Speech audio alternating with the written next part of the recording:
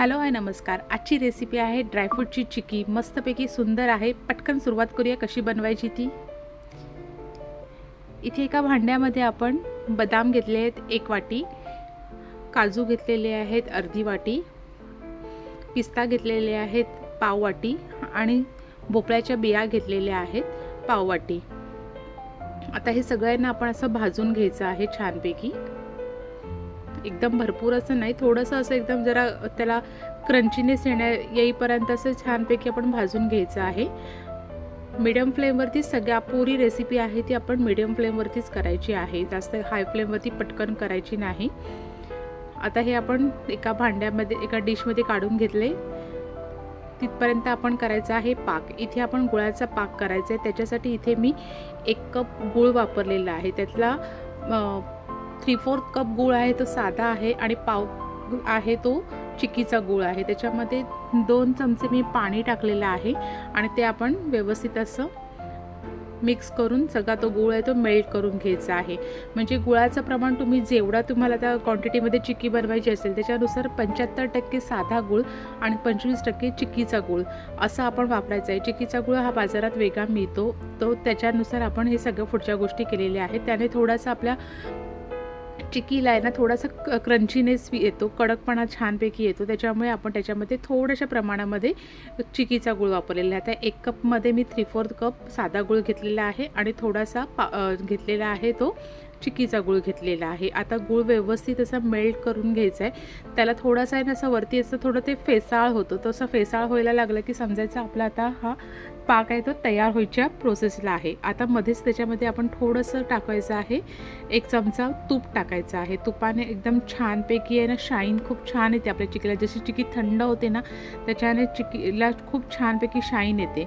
आता बघू शकता हळूहळू आहे ना आपल्या पाकाला आहे ना असा फेस यायला सुरुवात झालेली आहे। तर आपला पाक तयार झाला आहे की नाही कसं चेक करायचं, तर एका भांड्यामध्ये पाणी घ्यायचं, त्याच्यात थोडंसं आपण तो पाकाचे थेंब टाकायचे आणि ते बघायचं की तो जो गोळा तयार होतो तो असं नरम, आता बघा इथे सुरुवातीला असं जरा नरम लागतो म्हणजे अजून आपला पाक तयार झालेला नाही आहे। परत थोडा वेळ आपण शिजत ठेवायचा। तो जरासा जर कडक लागला ना की मी असं तुटला की आपला पाक तयार झाला आहे असं आपल्याला समजतं। त्याच्यामुळे फक्त हे सगळं करताना मध्ये मध्ये सारखं चेक करत राहायचं, नाही तर एकदमच कडक झाला पाक तर आपल्याला चिक्की सेट करायला जमत नाही व्यवस्थित, ती पटकन कडक होते, पटकन तो गोळा तयार होतो। त्याच्यामुळे पाक हा मध्ये मध्ये सारखा चेक करत राहणं गरजेचं आहे।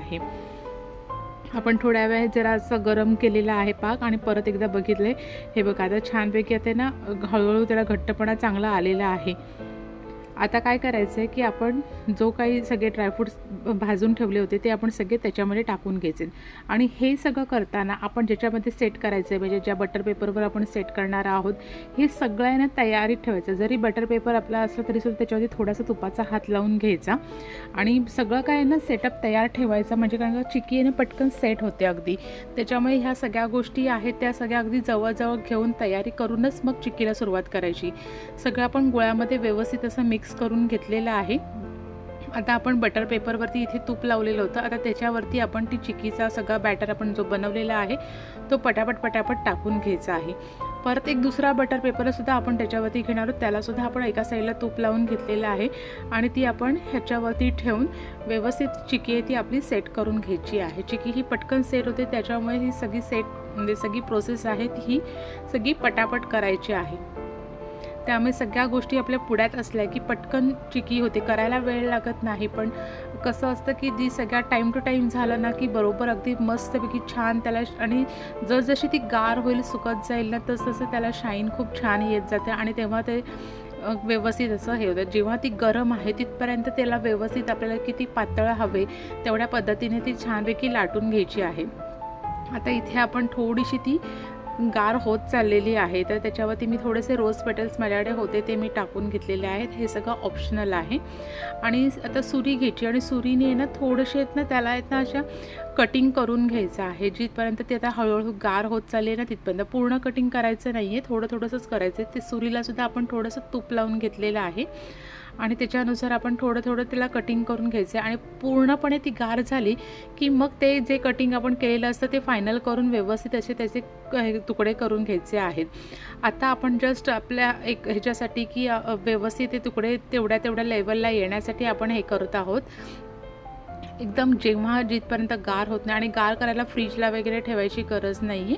असंच ते बाहेर एक अगदी 10-15 मिनटामध्ये छानपैकी पूर्णपणे गार होऊन जाते. त्याच्यामुळे अजिबात फ्रीजला न ठेवता डायरेक्ट अशीच ती गार करून घ्यायची आहे. खूप सुंदर, खायला इतकी टेस्टी होते ना, त्याच्यामुळे अशा पद्धतीने करून बघा. आणि रेसिपी आवडली असेल तर रेसिपीला लाईक करा, व्हिडिओला शेअर करा, आणि चॅनलवर नवीन आहे, चॅनल अजून सबस्क्राईब केलं नसेल तर लगेच चॅनल सबस्क्राईब करा. हे बघा, गार झाल्यानंतर पूर्णपणे त्याला जे शाईन येतं ना ते खूपच छान येतं. चला तर भेटूया परत एका नवीन रेसिपी, नवीन व्हिडिओसोबत. थँक्यू.